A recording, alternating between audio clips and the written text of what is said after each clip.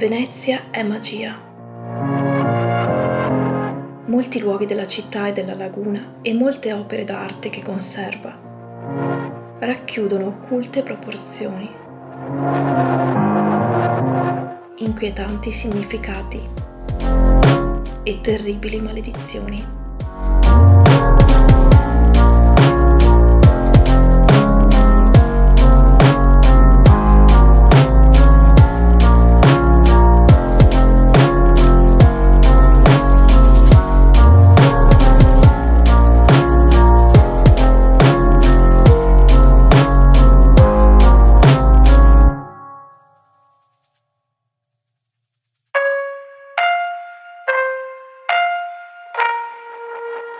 Nei pressi del ponte di Rialto, e più precisamente in Campiello del Re Merr, affacciandosi sulla riva lungo il Canal Grande, la leggenda narra che si potrebbe assistere a una scena macabra.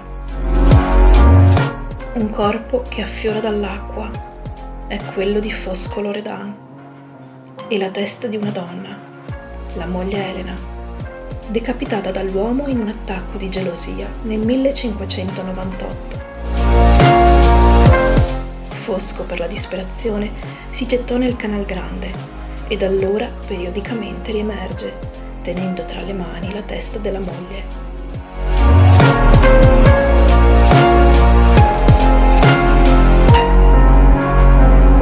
Muri sgretolati, rive tacite, palazzi deserti, marmi corrosi, verità, leggende. Venezia conserva gelosamente i suoi segreti.